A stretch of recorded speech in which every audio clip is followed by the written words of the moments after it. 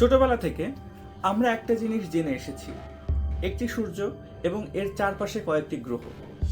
এটা নিয়ে মূলত একটি সোলার সিস্টেম হয়। এবং আজকে আমি আপনাদের যে ছবিটি দেখাবো, এটি কোনো ফিকশনাল ছবি নয়, না এসেছে কোনো ফিল্ম থেকে।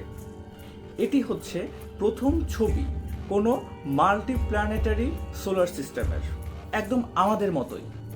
আজকে আমরা এই সোলার সিস্টেম নিয়ে কথা বলবো। তাহলে চলুন শুরু করা যাক। Welcome to Mehedi's paradox. এই ছবিটি আসলে কি?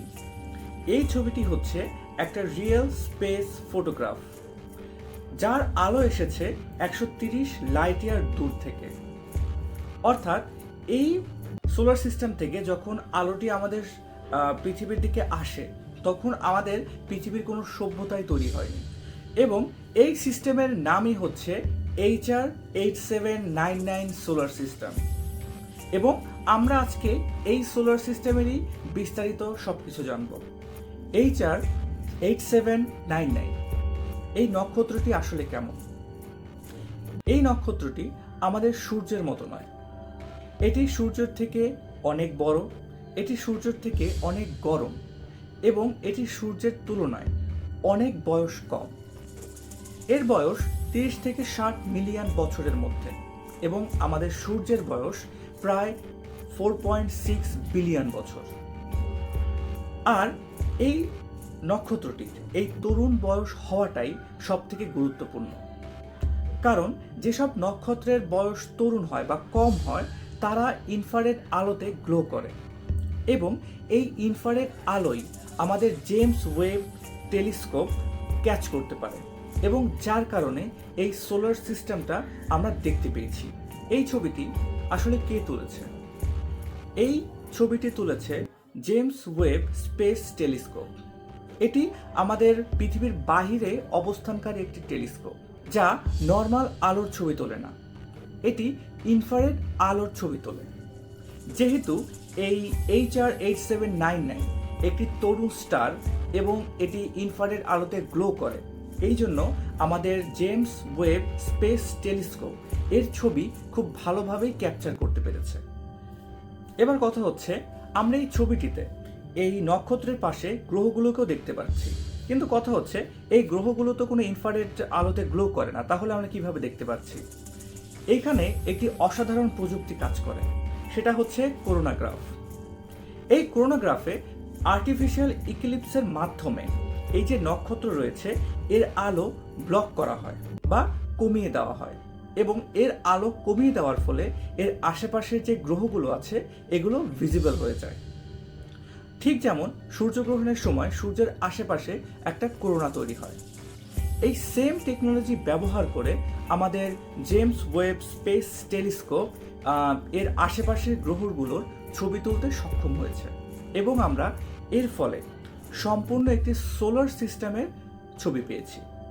এই সোলার সিস্টেমের ছবি দেখার পরে বা জানার পরে সাধারণত আমাদের মাথায় একটি প্রশ্ন জাগে যে এই সোলার সিস্টেমের যে গ্রহ রয়েছে, কয়টি গ্রহ রয়েছে, বা আমাদের পৃথিবীর মতো কোনো গ্রহ আছে কিনা।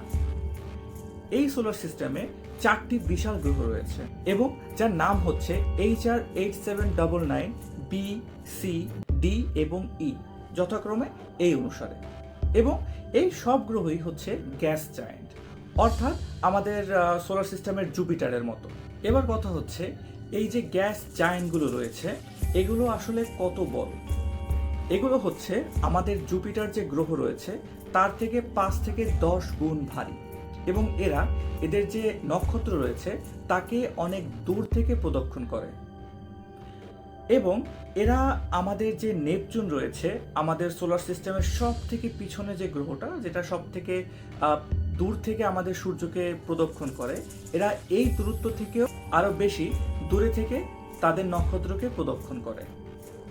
এবং সব থেকে গুরুত্বপূর্ণ যে বিষয়টি হচ্ছে, এই সব কিছু আমরা কোনো গ্রাফ বা ওয়াবল দেখে বলছি না, এগুলো বলা হচ্ছে একটা চোখে দেখা ছবির মাধ্যমে, এবং এটাই প্রথম। এখন কথা হচ্ছে, এই ছবিটি কেন এত গুরুত্বপূর্ণ? কারণ এর আগেও আমরা হাজার হাজার এরকম প্ল্যানেট খুঁজে পেয়েছি, এক্সোপ্ল্যানেট খুঁজে পেয়েছি, কিন্তু এগুলো সব ছিল ইনডিরেক্ট ডিটেকশন। কিন্তু এটি হলো প্রথমবার কোনো direct detection of an another solar system. এটি প্রমাণ করে যে আমাদের যে সৌরজগৎ রয়েছে বা সোলার সিস্টেম রয়েছে, এটি একটি খুবই কমন ব্যাপার। এরকম আরও অনেক রয়েছে, আমরা যে কোনো স্পেশাল কিছু না এখানে, এটা আমরা বুঝতে পেরেছি। এবং এই যে প্ল্যানেটারি সিস্টেমগুলো, এটিও স্পেসে অনেক কমন একটা জিনিস। এই ছবির মাধ্যমে মূলত এটাই প্রমাণ করে। যার আগে আমরা ভাবতাম যে হয়তো আমাদের সোলার সিস্টেমটা কোনো একটা স্পেশাল কিছু, আর কোথাও এরকম কিছু নেই আর কি। এই জন্য এই ছবিটি খুবই গুরুত্বপূর্ণ। এইবার সব থেকে গুরুত্বপূর্ণ প্রশ্ন, এই প্ল্যানেটারি সিস্টেমের ভিতরে কি কোনো প্রাণের সন্ধান পাওয়া গেছে? সরাসরি অ্যান্সার হলো না। এই গ্রহগুলো অনেক গরম, অনেক বড় এবং বসবাসের অযোগ্য। এইখানেই একটা কিন্তু রয়েছে। আমরা জানি যে এই গ্রহগুলো হচ্ছে গ্যাস জায়েন্ট, আমাদের জুপিটারের মতো, এবং জুপিটারে কোনোভাবেই প্রাণের অস্তিত্ব নেই। কিন্তু এর যে মুনগুলো রয়েছে সেখানে ওশান পাওয়া গেছে। ঠিক তেমনভাবেই এই যে প্ল্যানেটারি সিস্টেমের যে গ্রহগুলো আছে, এগুলোরও আশেপাশে অনেক রকি মুন থাকতে পারে, যেখানে পানি থাকতে পারে বা লাইফ সাস্টেন করতে পারে এমন কোনো উপাদান থাকতে পারে। কাজেই এই যে প্রাণের সন্ধান পাওয়া যেতে পারে, এই সম্ভাবনাটা আমরা একেবারেই ফেলে দিতে পারি না। কিন্তু এই পর্যন্ত যে আপডেট বা ডেটা পাওয়া গেছে, তাতে বলা যায় যে না, এসব প্ল্যানেটে বা গ্রহে কোনো প্রাণ নেই। এবার কথা হচ্ছে ভবিষ্যৎ কি বলছে। এই ছবিটি কোনো শেষ নয়, কেবলমাত্র শুরু। জেমস ওয়েব স্পেস টেলিস্কোপ আশা করি ইন ফিউচার আমাদের পৃথিবীর মতোই কোনো একটা গ্রহ বের করবে, যেখানে অক্সিজেন থাকবে এবং লাইফ সাস্টেইন করতে পারে এরকম উপাদানগুলোও থাকবে। কাজেই আমরা ভবিষ্যতের জন্য ওয়েট করি যে আসলে কি আমরা ডেটা পাই কি না পাই। তবে আমরা আশা রাখবো যে ইন ফিউচার আমাদের সোলার সিস্টেমের মতোই হুবহু একটা সোলার সিস্টেম আমরা খুঁজে বের করব। একসময় মানুষ মনে করত আমাদের এই পৃথিবী হচ্ছে সেন্টার অফ দ্য ইউনিভার্স, আমাদের পৃথিবীকে প্রদক্ষিণ করেই সব কিছু হচ্ছে।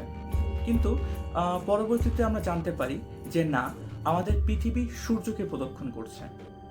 এবং এরপরে আমরা কিছু দিনের জন্য ভাবি যে হয়তো আমাদের যে সোলার সিস্টেম, এটা খুবই একটা স্পেশাল জিনিস।